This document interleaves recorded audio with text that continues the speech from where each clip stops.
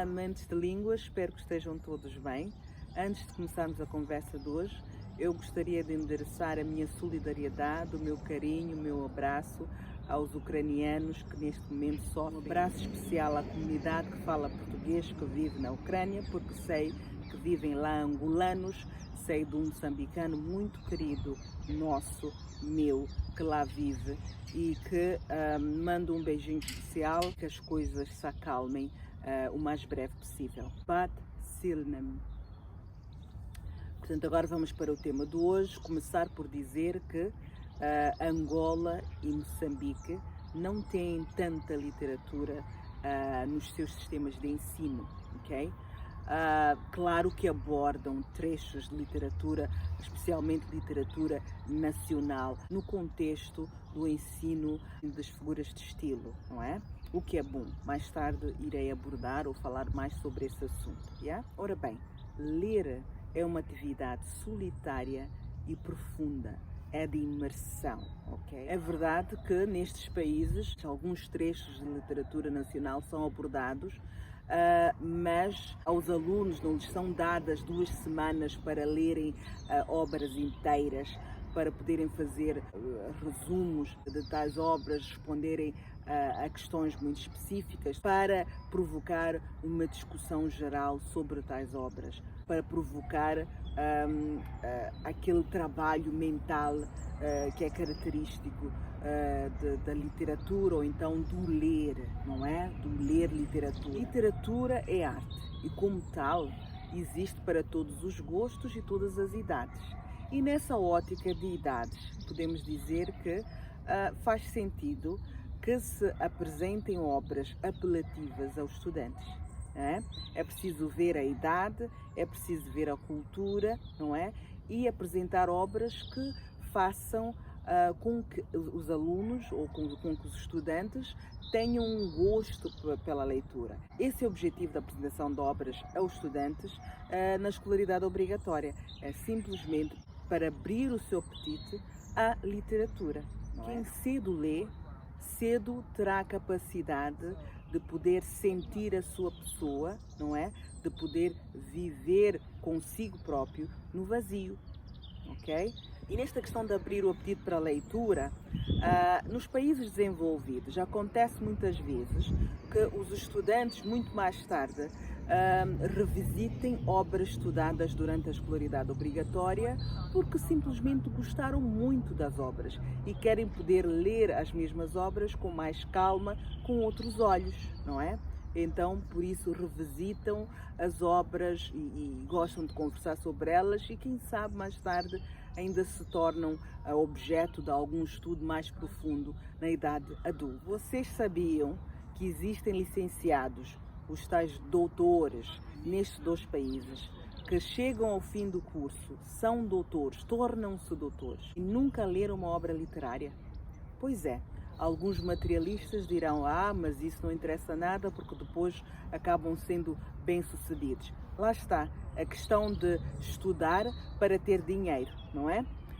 Na questão de não saber ler, no entanto, ser bem-sucedido, nós temos vários exemplos, não é? O R. Kelly, por exemplo, era muito bem-sucedido, mas, no entanto, era alegadamente analfabeto, não é? Portanto, esta coisa de sucesso é relativo, não quero aqui discutir o que é sucesso, mas gostaria de referir que para que uma pessoa saiba interpretar textos, ler contratos que lhe possam impactar, há que saber interpretar, há que saber ler os pequenos detalhes, e literatura ajuda-nos a ter a tal resistência perante textos volumosos.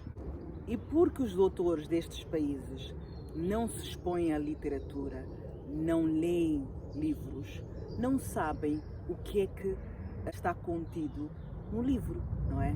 Se tu não conheces livros, não sabes o que é lá ouves dizer por alto, não sabes o que é que está lá em termos de detalhe, e não irás saber como é que um texto é exposto, não é? É importante referir que a literatura não é consumida na mesa, na secretária, de forma solene. A literatura é consumida no banco do jardim, é consumida no sofá, é consumida na cama, é consumida num parque, no jardim, não é? Portanto, estão a ver, o denominador comum é o quê? Relaxamento, não é? E esta coisa de relaxamento inclui o quê? Nós temos que ter uma mente aberta, rendemos-nos à obra para podermos deliciarmos-nos da obra. Relaxamento, diversão, entretenimento. Isso é que deve ser literatura. Não é? Ora bem, nessa ordem de ideias, na literatura não iremos encontrar definições. Não se trata de qual é a diferença entre o contrato de agência e o contrato de franchising. Exige a nossa participação. Sem a nossa participação, não teremos a compreensão da obra.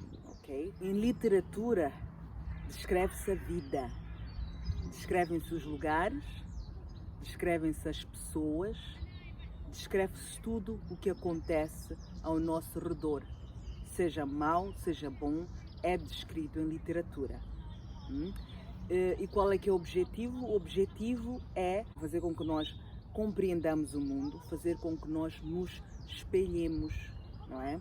Porque muitas vezes há pessoas que não conseguem olhar para si, não é? Não conseguem ver as suas limitações, não conseguem perceber que a sua linguagem corporal é inadequada. Porquê? Porque não sabem nada disso, não conhecem e não estão cientes de que existem pessoas a olharem para elas de forma detalhada, ok? Se eu, como escritora, olho para ti de forma detalhada e exponho isso num livro, eu estou a ensinar outras pessoas a olharem para esses detalhes todos, a cada relação que tem com as pessoas, não é?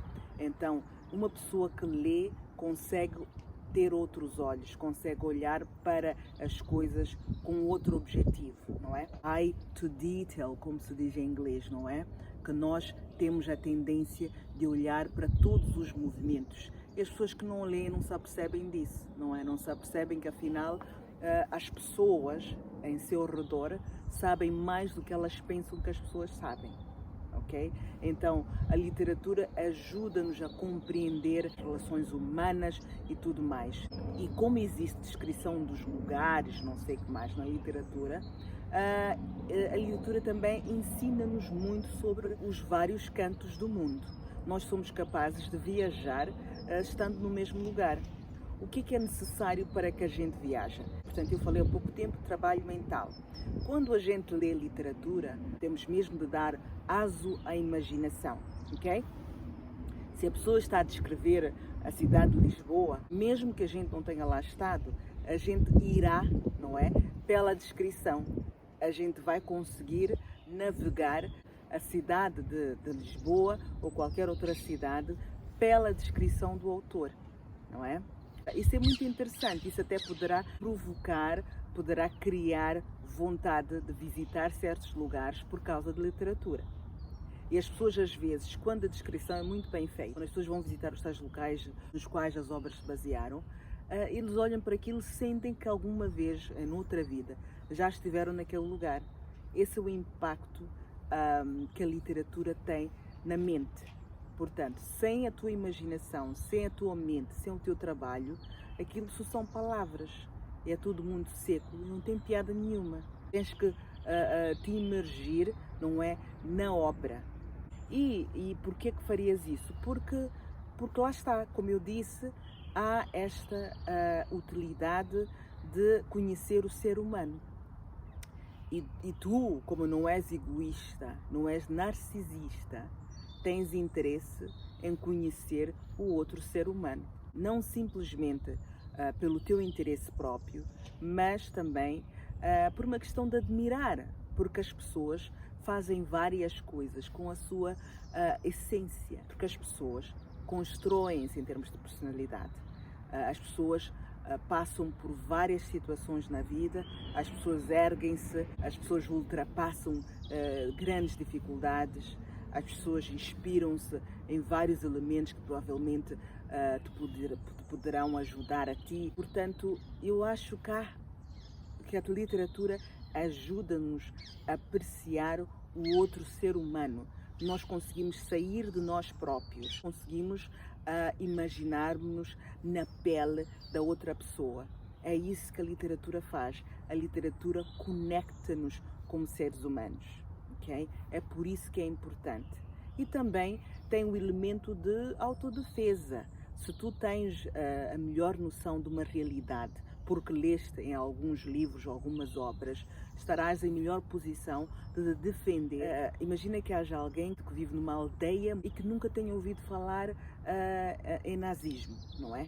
E tu vais à Alemanha e estás num local e vês assim um grupo de homens vestido de preto, digamos, com a cabeça rapada, com os passos assim meio assustadores, ou mesmo não sejam assustadores, que estejam a fazer alguma coisa que seja um bocado abnormal para quem tenha alguma percepção do que poderá ser.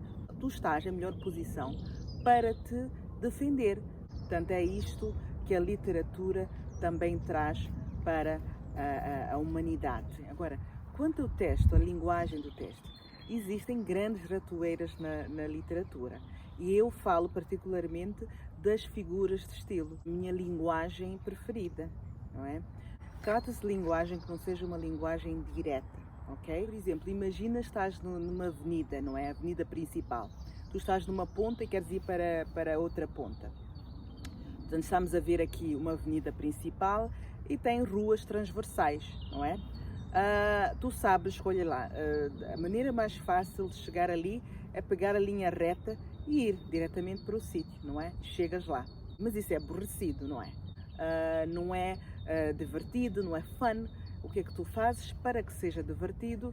Tu vais entrar numa transversal e se estás noutra transversal vais dar a avenida principal a mesma. E podes fazer esses tais zigue-zagues quantas vezes forem necessárias ou quantas vezes achares divertido, não é? Fazes isso, porquê? Porque não queres simplesmente ir sempre em frente. É o mesmo que acontece com as pessoas que não entendem figuras de estilo. As pessoas que acham que têm que ter uma linguagem muito direta. Linguagem direta é aborrecida, é boring, é muito básico, ok? É básico no geral, é básico para mim. Eu não gosto de não poder brincar com as palavras, não é?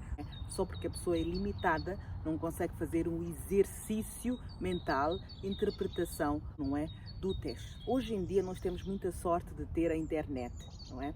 Se, por exemplo, estás a ler um livro e não percebes certas passagens, por que não googlar, não é? Se não percebes uma linguagem, dizes, olha, isto aqui não faz sentido nenhum, faz um Google, ou então pergunta a uma pessoa conhecida, essa pessoa vai te ajudar a interpretar um texto, não é? Por exemplo, vamos falar em eufemismo. Eufemismo é a forma mais leve de dizer uma coisa pesada.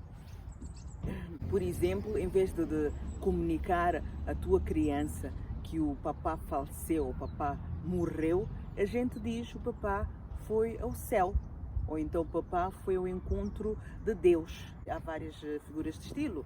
Eu me lembro, portanto, estou a pensar numa pessoa que não entende nada de figuras de estilo e para mim é difícil comunicar com esse tipo de gente. Até porque figuras de estilo são a base, são o alicerce de pessoas livres. Transmitir mensagens de uma forma diferente, não é? E muitas vezes as pessoas que não entendem figuras de estilo porque não estudaram, não prestaram atenção a essas matérias, não leem, não é? Porque a leitura ajuda a compreender figuras de estilo, não leem, então tem aquela relação muito básica. Vou para casa, não, estou a pedir isto, ai, por favor, não sei o quê. Por amor de Deus, a vida não é isso. Existe uma outra forma diferente de dizer por favor, não é? As pessoas que não entendem figuras de estilo e que estão muito concentradas na linguagem direta são tensas, não é? Chegam a ser tensas porque não entendem piadas que estão dentro da figura de estilo. Até porque a figura de estilo em si é para criar leveza, a vontade de querer perceber ou então perguntar o que é que ele quis dizer com isso, não é? E depois é complicado, nós temos que tentar perceber o que é que a pessoa quis dizer com isso. Esse aqui é o trabalho mental que a gente tem que fazer e a literatura ajuda, porque a literatura não faz parte ou não trata de definições, como eu disse. Não é? Muito bem, e para terminar, quero deixar aqui uma ideia do Mark Twain, que é um filósofo americano. Ele diz algo assim: quem não lê um bom livro não está em vantagem em relação a quem não sabe ler. Pronto, deixo aqui esta citação para que vocês nos comentários me digam o que é que o Mark Twain quer dizer com esta citação. Mais livros, por favor, melhores relações humanas. Muito obrigada, por hoje é tudo, que tenham uma semana fantástica. Tchau! Tchau!